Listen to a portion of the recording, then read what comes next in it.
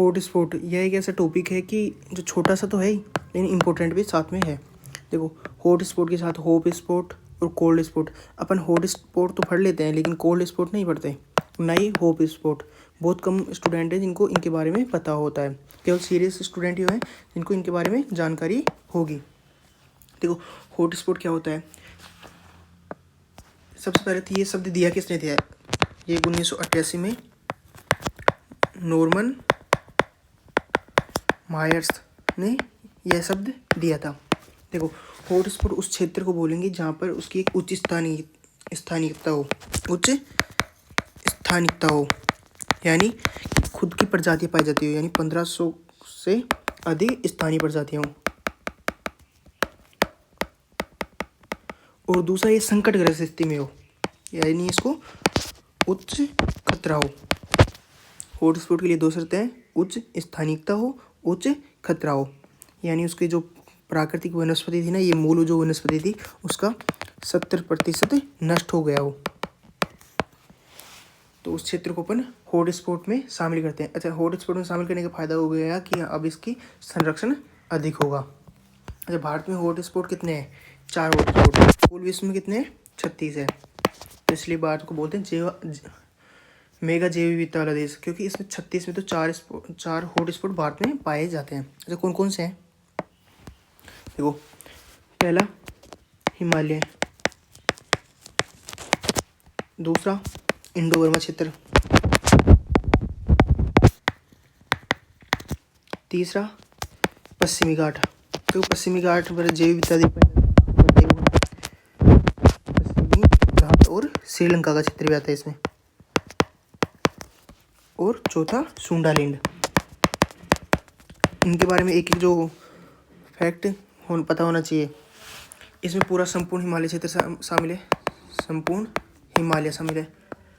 जो Indo Burma क्षेत्र है इसमें ध्यान रखना, असम शामिल नहीं है, असम का क्षेत्र है वो शामिल नहीं है। और दूसरी बात, सबसे ज़्यादा संकटग्रस्त अपन हॉटस्पॉट की बात करें तो वो इंडो बर्मा क्षेत्र ही है। इसका 95% संकटग्रस्त है ये क्षेत्र। तो यदि पीटी में पूछा जाए 4 हॉटस्पॉट के बारे में कि सबसे सर्वाधिक संकटग्रस्त कौन सा है, तो ध्यान रखना इंडो बर्मा। एक यदि पूछा जाए कि जो इंडो बर्मा क्षेत्र है उसमें संपूर्ण पूर्वोत्तर क्षेत्र शामिल है, गलत, कि असम इसमें शामिल नहीं है। जो पश्चिमी घाट है वहाँ पर काफ़ी जैव विविधता पाई जाती है। सुंडालैंड में, इसमें निकोबार जो अपना अंडमान निकोबार है, निकोबार वाला क्षेत्र शामिल है। तो भारत में कितने हॉटस्पॉट है, 4। कौन सा, हिमालय, इंडो बर्मा, पश्चिमी घाट और सुंडालैंड। सबसे ज़्यादा संकटग्रस्त कौन सा है, इंडो बर्मा क्षेत्र संकटग्रस्त।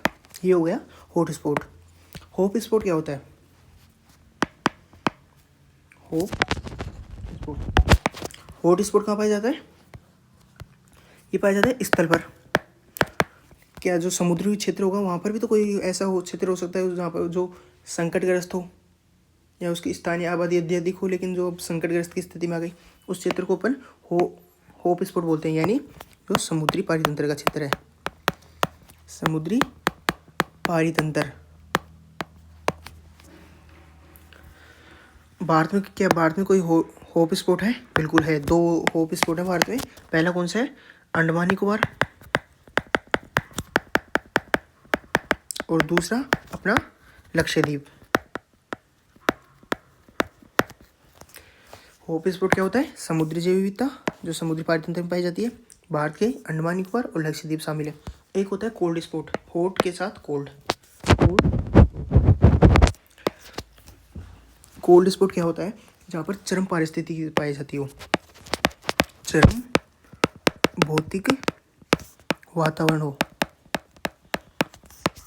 चरम भौतिक वातावरण क्या होता है, या तो बहुत अत्यधिक मात्रा में तापमान हो या बहुत कम तापमान हो। कम तापमान होगा यानी बहुत ज़्यादा ठंड है वहाँ पर, या अत्यधिक तापमान होगा, अत्यधिक तापमान होगा, या दबाव होगा, या तो कम दबाव होगा या अत्यधिक दबाव होगा, या वहाँ पर अत्यधिक कोई असामान्य रासायनिक प्रक्रिया हो रही हो, असामान्य रासायनिक प्रक्रिया। तो आप मुझे एक बात बताओ, यदि कहीं पर इतनी चरम भौतिक वातावरण पाया जाता है तो क्या वहाँ पर अत्यधिक जैव विविधता होगी, नहीं। क्योंकि चरम स्थिति में तो बहुत कम जीवित रह पाएंगे, बहुत कम जैव विविधता होगी, तो यहाँ पर जैव विविधता कम होगी।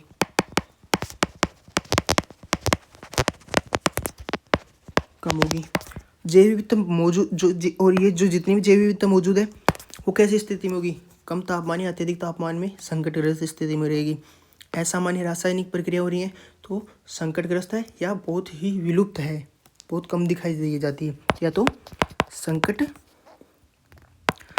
होंगी या फिर दुर्लभ प्रजातियाँ होंगी, यानी बहुत कम दिखाई दी जाती हैं, दुर्लभ प्रजातियाँ होंगी। कोल्ड स्पॉट समझ में आ गया, हॉट स्पॉट समझ में आ गया और हॉट स्पॉट भी समझ में आ गया। तो ये तीनों बहुत आसान है और काफ़ी इंपॉर्टेंट, ध्यान रखना। हॉट स्पॉट किसने दिया था? नॉर्मन मायर्स ने। यहाँ पर इसकी विशेषता क्या होती है? उच्च स्थानिकता होती है, यानी 1500 से अधिक स्थानीय प्रजातियाँ होंगी जिसमें से 70% नष्ट हो चुकी होंगी। ध्यान रखना, 70% से अधिक नष्ट हो चुकी होंगी, यानी उच्च स्थानिकता होगी और उनको उच्च ही खतरा होगा। भारत में कितने? 4 हैं टोटल, विश्व में 36 है, 36 में से भारत में 4 हैं। कौन कौन से? हिमालय, इसमें पूरा क्षेत्र शामिल है, संपूर्ण हिमालय। इंडो बर्मा क्षेत्र, क्या इंडो बर्मा क्षेत्र में पूरा अपना पूर्वोत्तर शामिल है? नहीं, जो असम का क्षेत्र है वो इसमें नहीं आता। अच्छा, सबसे ज़्यादा संकटग्रस्त कौन सा है? इंडो बर्मा क्षेत्र ही। कितना संकटग्रस्त है? 95% के समथिंग ये संकटग्रस्त है। फिर आ गया तीसरे नंबर पर पश्चिमी घाट और श्रीलंका का क्षेत्र। फिर चौथे नंबर पर सुंडालैंड। सुंडालैंड में क्या शामिल है भारत का? निकोबार, जो अंडमान निकोबार का निकोबार द्वीप है वो सुंडालैंड में शामिल है। हॉट स्पॉट के बाद हॉप स्पॉट। देखो, हॉट स्पॉट और हॉप स्पॉट नाम सेम से हैं, लेकिन हॉट स्पॉट स्थल का है और हॉप स्पॉट वो समुद्री पारितंत्र का है, यानी समुद्री जो जैव विविधता है उसका है। भारत में हॉप स्पॉट है, बिल्कुल है। कौन सा? अंडमान निकोबार, और दूसरा लक्षद्वीप। अंडमान निकोबार का और लक्षद्वीप का समुद्री पारितंत्र हॉप स्पॉट में शामिल है। अच्छा, हॉप स्पॉट की संकल्पना कहाँ से आई थी?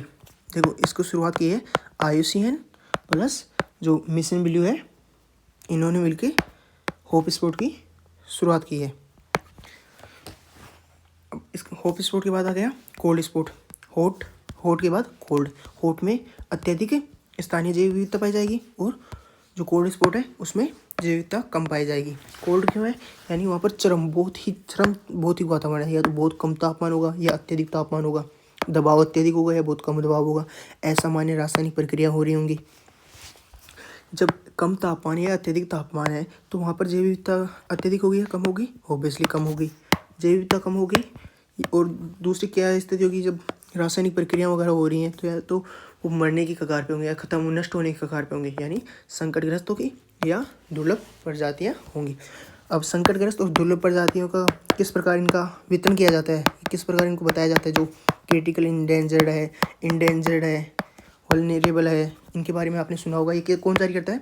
IUCN जारी करता है।